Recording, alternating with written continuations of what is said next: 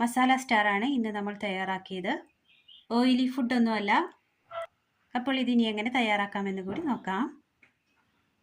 Ethyl കിച്ചണിലേക്ക് എല്ലാവർക്കും സ്വാഗതം. ഇന്ന് നമ്മൾ നല്ലൊരു പലഹാരം ഉണ്ടാക്കാൻ പോവുകയാണ്. അതിനായി ഉപ്പിട്ട് പുഴുങ്ങിയെടുത്ത ചോളകം മിക്സിയുടെ ജാറിലേക്ക് ഇട്ട് കൊടുക്കാം. ഇതിലേക്ക് ചെറു ചൂടുവെള്ളം അല്പം ഒഴിച്ചു കൊടുക്കാം. നന്നായി ഒന്ന് അരച്ചെടുക്കാം. ചോളകം നല്ലതുപോലെ അരച്ചെടുത്തിട്ടുണ്ട്.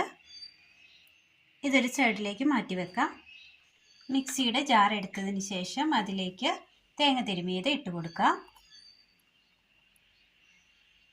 പച്ചമുളക് അരിഞ്ഞത്, അധികം എരിവില്ലാത്തത് കൊണ്ട് 4 എണ്ണം എടുത്തിട്ടുണ്ട്. എരിവുള്ള മുളകാണ് നമുക്ക് വേണ്ടത്. നല്ല എരിവുണ്ടെങ്കിൽ 2 എണ്ണം മതി. കറിവേപ്പില, ജീരകം, അല്പം വലിപ്പത്തിലുള്ള കറുവപ്പട്ട ചതച്ചെടുക്കാം. ഒരു ബൗൾ എടുത്തതിന് ശേഷം അതിലേക്ക് അല്പം ഗോതമ്പ് പൊടി ഇട്ട് കൊടുക്കാം. അതിലേക്ക് നമ്മൾ അരച്ചു വെച്ചിരിക്കുന്ന ചോളകം,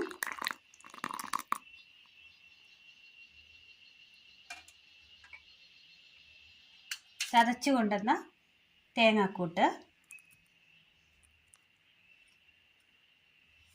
ഉപ്പ് നന്നായി ഒന്ന് മിക്സ് ചെയ്തെടുക്കാം. നന്നായി കുഴച്ചെടുത്തിട്ടുണ്ട്. ഇതിലേക്ക് സെപ്പറേറ്റ് ചൂടുവെള്ളം ഒന്നും ഒഴിക്കണ്ട. ചോളകം നമ്മൾ അരച്ചു വെച്ചത് കൊണ്ട് തന്നെ അത് മതിയാവും.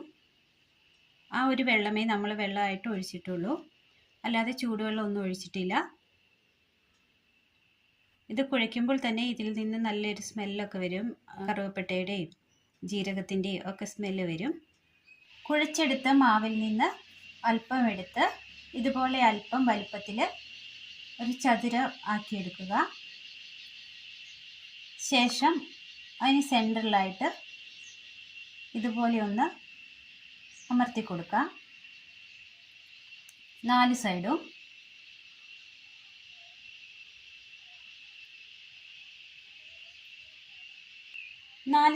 അമർത്തി കഴിയുമ്പോൾ ഇങ്ങനെയൊരു രൂപമായി കിട്ടും.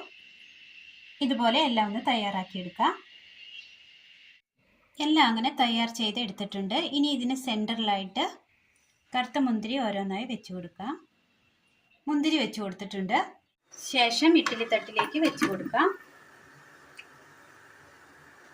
ഒന്ന് സ്റ്റീം ചെയ്തെടുക്കാം. നന്നായി വെന്ത് കിട്ടിയിട്ടുണ്ട്. ഇതൊരു പാത്രത്തിലേക്ക് മാറ്റാം.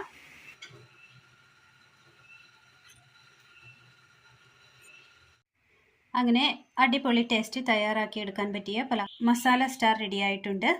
ഇതിന് മധുരമില്ലാത്തത് കൊണ്ട് തന്നെ എല്ലാവർക്കും കഴിക്കാവുന്നതാണ്.